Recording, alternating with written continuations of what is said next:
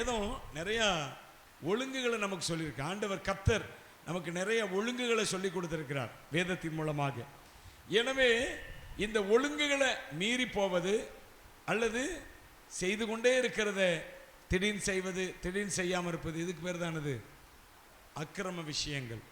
இந்த அக்கிரம விஷயம் நாம் செய்ய செய்ய என்ன செய்கிறதா, இது நம்மை மிஞ்சி, நம்முடைய சுபாவங்களை மிஞ்சி நம்மேல் அப்படின்னா என்ன அர்த்தம், நம்மை ஆளுகை செய்து நடத்துகிறது, நம்முடைய வாழ்க்கையை ஆளுகை செய்கிறது. அப்ப ஜெபத்தை கேட்கிறவர் என்ன செய்கிறார், அவைகளை நிவர்த்தி ஆக்குகிறார். இந்த 3ஆம் வசனம் திரும்ப வாசிங்க.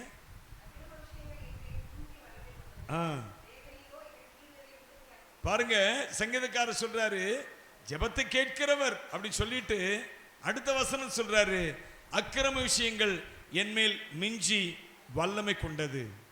சில பேருடைய வாழ்க்கை அவங்க கையில் இல்லை. அல்லேலூயா. ஏன் அப்படின்னா அவங்க எதையுமே ஒழுங்கா செய்ய மாட்டாங்க. சபைக்கு வருவாங்க, ஆனா சபை காரியங்களை என்ன செய்ய மாட்டாங்க, ஒழுங்கா செய்ய மாட்டாங்க. இயேசுவை அறிஞ்சிருக்கிறாங்க, ஆனா என்ன செய்யுங்க, அவரிடத்துல ஜெபம் பண்ண மாட்டாங்க. ஜெபம் நேரம் என்ற ஒன்று. ஒரு கிறிஸ்தவனா இருப்பான் என்றால், ஒரு இயேசுவை நம்புகிற பிள்ளையா இருப்பான் என்றால், அவன் என்ன செய்யணும்னு கேட்டீங்கன்னா ரெகுலரான ஒரு பிரேயர் டைம் இருக்க வேண்டும். அல்லேலூயா. அது இல்லாவிட்டாலே அது அக்கிரமம் தான். ஆமென். ஏன்னா ஆண்டவர் சொன்னாரு, நீங்க கேளுங்கள் அப்பொழுது உங்களுக்கு. நாம் தேவனிடத்துல தான் கேட்கணும், அவரிடத்துல தான் பெற்றுக்கொள்ளணும்னு நினைக்கிறோம் நாம. ஆனா அதற்கு ஒழுங்கு என்னன்னு கேட்டீங்கன்னா கேளுங்கள். அல்லேலூயா. நான் சொல்ற புரியுதா உங்களுக்கு? அப்ப இதை மாறும் பொழுது நான் கேட்கவே மாட்டேன், ஆனா தேவன் என்னிடத்துல எனக்கு தரணும் அப்படின்னு சொன்னா எப்படி? அவர் ஒரு ஒழுங்கை கொடுத்துட்டாரலாம். அதாவது நாம் கேட்காமலேயே நமக்கு என்ன தேவை என்பது அவருக்கு தெரியும். அவர் சொல்றாரு, அந்த பரமண்டலங்களுக்கு எங்கள் பிதாவே என்று சொல்லி அந்த ஜெபத்தை கற்றுக் கொடுக்கும் முன்பாக ஆண்டவர் இயேசு கிறிஸ்து என்ன சொல்றாரு, நீங்கள் வேண்டிக் கொள்ளுகிறதுக்கு முன்னமே உங்களுக்கு இன்னது தேவை என்பதை பிதா அறிந்திருக்கிறார் அப்படிங்கிறார். அப்ப நமக்கு என்ன தேவைன்னு அவருக்கு தெரியும். ஆனால் அவர் ஒரு ஒழுங்க வைக்கிறாரு. என்னன்னு கேட்டீங்கன்னா கேளுங்கள். அல்லேலூயா. அப்ப இப்படி ஒரு ஒழுங்கு நம்ம இடத்துல இல்லாட்டா என்ன நடக்கும்? அக்கிரம விஷயம் மேல் மிஞ்சி வல்லமைக்கும். அப்படின்னா என்ன அர்த்தம்னா, என்னுடைய அக்கிரமமே என் வாழ்க்கையை தாறுமாறாக்க ஆரம்பிக்கும். அல்லேலூயா. ஜெபிக்கிற மனுஷன் அவன் ஒருவேளை கொஞ்ச நாள் பதில் காணாது போல காணப்படலாம், ஆனால் நிச்சயமாக அந்த ஜெபத்துக்கு ஒரு நாள் மொத்தமா பதில் வந்து சேருங்க. நீங்க தேவனிடத்துல கேட்டு, நம்ம ஏற்கனவே பார்த்துட்டு அந்த வசனம், ஜெபத்தை நீ இயேசுவேன்னு ஜெபம் பண்ண உட்கார்ந்துட்ட, முழங்கால் போட்ட அப்படின்னாவே அவர் உன் ஜெபத்தை கேட்கிறாரு. கேட்கிறவர் சும்மா இல்ல, அவர் நிச்சயமா பதில் கொடுத்தே தீர்வார். அல்லேலூயா. நம்ம லூக்கா சுவிசேஷத்துல 18ஆம் அதிகாரத்துல பார்க்கிறோம். 8-9 வசனங்களை வாசி பாருங்க. லூக்கா, அதுக்கு முந்தின வசனத்தை வாசிங்க. அந்தபடியே தேவன் தம்மை நோக்கி இரவும் பகலும் கூப்பிடுகிறவர்களாகிய தம்மால் தெரிந்து கொள்ளப்பட்டவர்கள் விஷயத்தில் நீடிய பொறுமையுள்ளவராயிருந்து அவர்களுக்கு நியாயம் செய்யாமல் இருப்பாரோ, சீக்கிரத்தில் அவர்களுக்கு நியாயம் செய்ய. அவர் சொல்றாரு, இரவும் பகலும் கூப்பிட்டுக்கிட்டே இருக்கிறான் ஒருத்தன், என்ன நான் எப்படி அவனுக்கு நியாயம் செய்யாமல் இருப்பேன்? பாருங்க, இரவும் பகலும் அப்படின்னா என்ன அர்த்தம்னா அநேக நாட்கள் என்ன செய்கிறான், அவனே அநேக நாட்கள் கூப்பிட்டு கொண்டே இருக்கிறான், ஆனால் பதில் கிடைக்கல. ஆனா அவர் சொல்றாரு, சீக்கிரத்தில் நியாயம் செய்வார். என் அன்பானவர்களே, இதுதாங்க தேவன் வைத்திருக்கிற ஒழுங்கு. இந்த ஒழுங்கை நாம் எப்போ இருக்கிறோமோ, தேவனிடத்திலிருந்து பெறணும்னா தேவனிடத்துல சொல்லணும், அல்ல தேவ சமூகத்தை காக்கிறவர்களா இருக்க வேண்டும். அல்லேலூயா. தேவ சமூகத்தை நம்ம 27ஆம் சங்கீதத்திலயா அதுல பார்க்கிறோம். இதுவே அவரை தேடி 24 வாசிங்க. எத்தனை வசனம்? 24:6 வாசிங்க. இதுவே அவரை தேடி விசாரித்து அவருடைய சமூகத்தை நாடுகிற அல்லேலூயா. அட்லீஸ்ட் நாம குறிப்பா அதை சொல்லி ஒரு சிலர் சொல்லுவாங்க, குறிப்பா கேளுங்க. என்னது குறிப்பா இப்படின்னு கேளுங்க, கேட்கலாம், தவறில்லை. ஆனா எல்லாருக்கும் அப்படி குறிப்பா கேட்கிற பழக்கம் வராது. ஆனால் அட்லீஸ்ட் அவர் சமூகத்தை நாடுகிறவர்களா இருக்கணும். அல்லேலூயா. அவர் சமூகத்திலே இருக்கிறவங்களுக்கு தேவன் அவர்களுக்கு என்னென்ன தேவையோ அவர் பார்த்து செய்கிறார். கை வைத்து ஆமென் சொல்லுவோம். பாருங்க, தாவீது என்ற ஒரு மனுஷன் இருந்தான். அவன் ஆடு மேய்க்கிறவன். தங்களுடைய பெற்றோரால கிட்டத்தட்ட கைவிடப்பட்ட நிலைமையில அவன் காட்டில் போய் ஆடு மேய்த்து கொண்டிருக்கிறான். அப்படி ஒரு மனுஷன்தான். ஆனால் அவன் எப்பொழுதும் ஜெபிக்கிறவன். அல்லேலூயா. பைபிள் சொல்லுகிறது, ஆடுகளுக்கு பின்னாக தெரிந்த தாவீதை அவனுடைய உண்மையை கண்டு தன்னுடைய ஜனங்களை மேய்ப்பதற்காக கர்த்தர் அழைத்து கொண்டு வந்தார். அல்லேலூயா. அப்படி என்ன அவனுக்குள்ள உண்மை காணப்பட்டது? அவன் தேவனை ஆராதிக்கிறவன், தேவ சமூகத்தை நாடுகிறவன். எப்படி? தேவ.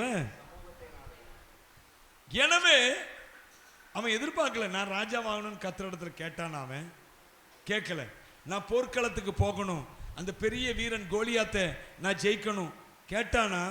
கேட்கல. கர்த்தரே சந்தர்ப்பத்தை ஏற்படுத்தி கொடுக்கிறாரு. அல்லேலூயா. சில பேர் எய்ம் பண்ணி தூக்குறாங்க ஒரு சில காரியங்களை. சில பேருக்கு எய்ம் பண்ணாலும் கிடைக்காம போகுது. ஆனா இந்த தாவீது எதை குறித்து நினைக்கல. அவன் ராஜாவாகணும்னு நினைக்கல. முதல்ல தளபதி ஆக்குறாரு கர்த்தர், அடுத்து ராஜாவாக்குறார். தளபதி ஆக்குறாரு, ராஜாவுடைய மருமகன் ஆக்குறாரு, அடுத்து எங்க கொண்டாடுறாரு? அவனை ராஜாவாக்குறார். தளபதி, ராஜாவுடைய மருமகன், அடுத்து ராஜா. இது எதுவுமே அவன் கேட்டதல்ல. அவன் கேட்டதெல்லாம், அவன் விரும்பினதெல்லாம் தேவ சமூகத்தில் உட்கார்ந்திருக்கணும். ஆமென். அவரை துதித்து கொண்டே இருக்கணும். கர்த்தரை நான் எக்காலத்திலும் ஸ்தோத்தரிப்பேன், அவர் துதி. இதுதான் விரும்பினதுங்க. நான் எக்காலத்திலும் ஸ்தோத்தரித்து கொண்டே இருப்பேன், அவர் துதி எப்போதும் என் நாவில் இருக்கும். நான் எதுக்கு இதை சொல்றேன்னு கேட்டீங்கன்னா, சில வேளைகளில் சிலருக்கு குறிப்பா இப்படி இப்படி இப்படி இப்படின்னு ஜெபம் பண்ண தெரியாது, ஜெபம் பண்ண மாட்டாங்க. ஆனால் தேவ சமூகத்தில் போய் உட்காரங்களா இருக்கணும். சும்மாவாச்சும் உட்காருங்க. அதான் நான் சொல்றேன். சில வேளைகளில் நல்லா சும்மா உட்காந்துருப்பேன் ஆண்டவர் சமூகத்தில்.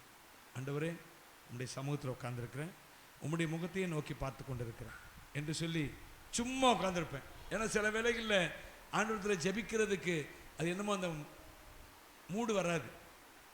பிரச்சனைகள் நிறையா இருக்கும், பாடுகள் நிறையா இருக்கும்.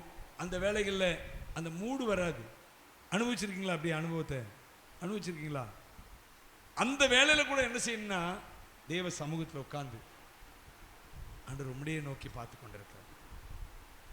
உம் சமூகமே என் பாக்கியமே, உம் சமூகமே என் பாக்கியமே, ஓடி வந்தே உம்மை நோக்கிட, ஓடி வந்தே உம்மை நோக்கிட, உம் குரல் கேட்க, உம் குரல் கேட்க, ராஜா ஏசு ராஜா, ராஜா ஏசு ராஜா.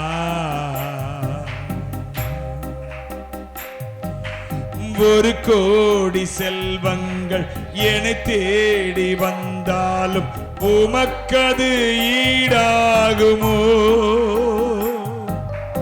ஒரு கோடி செல்வங்கள் என்னை தேடி வந்தாலும் உமக்கது ஈடாகுமோ?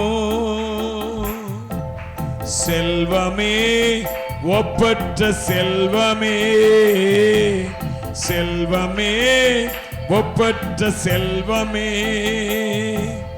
நல்வுணவே, நாளெல்லாம் உன் நினைவே, நல்வுணவே, நாளெல்லாம்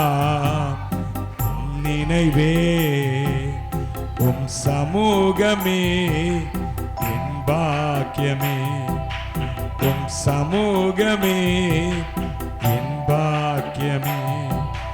ஓடி வந்தேன் உம்மை நோக்கிட, ஓடி வந்தேன் உம்மை நோக்கிட, உம் குரல் கேட்க, உம் குரல் கேட்க ராஜா இயேசு ராஜா, ராஜா இயேசு ராஜா. என் பாவம் தீர்ந்திட எடுத்தீரே சிலுவையை, என்னே உம் அன்பு. என் பாவம் தீர்ந்திட எடுத்தீரே சிலுவையை, என்னே உம் அன்பு. தென்றலே கல்வாரி தென்றலே, தென்றலே கல்வாரி தென்றலே,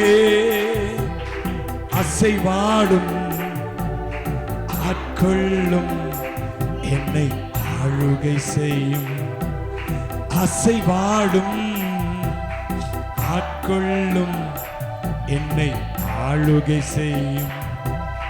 உம் சமூகமே, உம் சமூகமே என் பாக்கியமே. போதும்.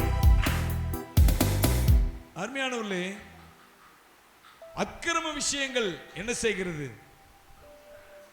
நாம் ஜெபிக்காத பொழுது நம்முடைய அக்கிரமங்கள், நம்ம அறியாம நாம் செய்த பாவங்கள், இது எல்லாம் என்ன செய்ய ஆரம்பிக்கிறது?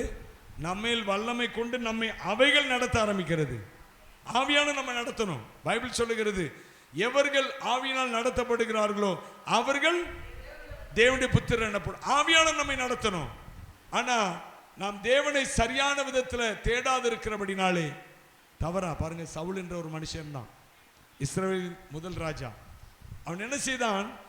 ராஜாங்கத்துக்கு வந்தான். அதுக்கு முன்னாடி பெட்டி காணா போயிட்டு, அவன் அந்த பெட்டி உடன்படிக்கை பெட்டி என்றால் அது தேவன் அவரோட தேவன் கூட இருக்கிற, அது எங்க இருக்குது அங்க தேவன் இருக்கிறார் என்ற அர்த்தம். அதனால அதை விக்கிரகத்தில் நினைச்சிடக்கூடாது. நாம அந்த பெட்டி எங்க இருக்குதோ அங்க தேவன் இருக்கிறார் என்ற அர்த்தம். ஆனா சவுளி நாட்கள்ல தாவீது பின்னாடி சொல்றாரு, சவுளி நாட்கள்ல அதை தேடாம போயிட்டோம் அப்படிங்கிறாரு தாவீது. அப்ப தேவனை தேடாம போயிட்டான். சவுல் ராஜாவாயிட்டான், தேவனை தேடாம போயிட்டான். கடைசியில் அவன் ராஜாவா இருந்தாலும் பிசாசு அவன் மேல வந்துட்டாங்க. அக்கிரம விஷயங்கள் அவன் மேல என்ன செய்தது? மிஞ்சி வல்லமை கொண்டது. அவனை நடத்துகிறதும் ஆயிருது. எனவே என்னைக்கு நாம ஜெபம் இல்லாம போறோமோ, என்னைக்கு நம்ம வீட்டில் ஜெப சத்தம் இல்லையோ, துதி சத்தம் இல்லையோ, ஆராதனை சத்தம் இல்லையோ, அன்றைக்கு அக்கிரம விஷயங்கள் நம்ம என்ன செய்ய ஆரம்பிக்கும்? பைபிள் சொல்லுங்க, தேவரீரோ எங்கள் பாவங்களை நிவர்த்தியாக்கி. வாசிங்க, இந்த 3ஆம் வசனத்தை வாசிங்க. அக்கிரம விஷயங்கள் என்மேல் மிஞ்சி 65:3 வாசிங்க. மிஞ்சி வல்லமை. அக்கிரம விஷயங்களை நடத்தும் பொழுது கர்த்தர் என்ன செய்கிறாரா? தேவரீரோ எங்கள் மீறுதல்களை, எங்கள் பாவங்களை நிவர்த்தியாக்குகிறார். இயேசு கிறிஸ்து ஆண்டவராகிய தேவன் அவர் நம்முடைய பாவங்களை நிவர்த்தி. எப்போ ஜெபிக்கிறோமோ அப்பொழுதெல்லாம் அவர் நம்முடைய பாவங்களை, நம்முடைய தவறுகளை நிவர்த்தியாக்கி அவர் நம்மை நடத்த ஆரம்பிக்கிறார். அல்லேலூயா சொல்லுங்க, அல்லேலூயா. எனவே இந்த நாளில் நம்ம ஒப்பு கொடுக்கணும். எதற்கு ஒப்பு கொடுக்கணும்? ஜெபம் செய்கிறதற்கு. வீட்டில் என்ன செய்யணும்? தினந்தோறும் ஜெபிக்கணும். அதிகாலையில் எழுந்துச்சு ஜெபிக்கணும். எப்பெல்லாம் நேரம் கிடைக்கும் ஜெபிக்கணும். குடும்பமாய் கூடி ஜெபிக்கணும். விசுவாசிகள் ஒரு இடத்துல பார்த்தீங்கன்னா ஜெபிக்கணும். ஜெபம் ஜெபம் ஜெபம். தேவனோடு இணைந்திருக்கிற அனுபவம். ஜெபம் என்பது என்னது? தேவனோடு இணைந்திருக்கிற அனுபவம். தேவனோடு நாம் இணைந்திருக்கும் போது நம்முடைய அக்கிரமங்களாகட்டும், பிசாசின் வல்லமைகளாகட்டும், அது நம்மை மிஞ்சி நம்மேல் வல்லமை கொள்ள முடியாது, நம்மேல் ஆளுகை செலுத்த முடியாது. கர்த்தர் நம்மேல் ஆளுகை செலுத்துவார். ஹல்லேலூயா. கர்த்தர் நம்மோடு கூட வருவார். நாம் போகிற இடங்கள்லாம் கர்த்தர் கூட வருவார். நாம் அறியாம இருக்கலாம், ஆனால் அவர் நம்மோடு கூட வருவார். ஹல்லேலூயா. இந்த உடன்படிக்கப்பட்ட போகிற இடத்துலலாம் அவர்கள் பயந்தார்கள். விக்கிரகத்தின் வல்லமைகள் முறிக்கப்பட்டது. ஏன்னா இந்த உடன்படிக்கப்பட்டு என்பது தேவனுடைய பிரசன்னத்துக்கு அடையாளமாக இருந்தது. எனவே கண்பான தேவனுடைய பிள்ளைகளே, நாம தேவனுடைய பிரசன்னத்தை சுமந்து போகணும். தேவனுடைய பிரசன்னத்தை சுமக்கிற எப்படி தெரியுமா? தினந்தோறும் தேவனை தேட தேட தேட தேட தேவனுடைய பிரசன்னம் என்ன செய்யும்? நம்மை வழி நடத்தி கொண்டு செல்லும். நம்முடைய மீறுதல்களை நிவர்த்தியாக்கி தேவனே நம்மை நடத்தி செல்வான். நாம் கண்களை மூடி நாம் ஆண்டவர் கருத்தில் ஒப்புக் கொடுப்போம். கர்த்தாவே, எங்களுடைய கருத்தில் ஒப்புக் கொடுக்கிறோம் ஐயா. தேவரீரோ எங்கள் பாவங்களை நிவர்த்தியாக்குகிறீர். நான் எப்பொழுதெல்லாம் ஜெபிக்கிறேனோ, எப்பொழுதெல்லாம் தேவ சமூகத்தை தேடுகிறேனோ, அப்பொழுதெல்லாம் அக்கிரம விஷயங்கள் என்மேல் மிஞ்சி வல்லமை கொள்வதில்லை. தேவரீர் எங்கள் பாவங்களை நிவர்த்தியாக்கி நீர் எங்கள் மேல் ஆளுகை செய்து நீர் எங்களை நடத்துகிற தேவனாயிருக்கிறீர். கர்த்தாவுடைய கரத்தில் எங்களை அர்ப்பணிக்கிறோம். ஆவியான தொடர்ந்து இந்த இரவு ஜெபத்தில் எங்களோடு கூட இருங்க, ஆசீர்வதிங்க. இயேசு கிறிஸ்துவின் நாமத்தில் பிதாவே, ஆமென், ஆமென்.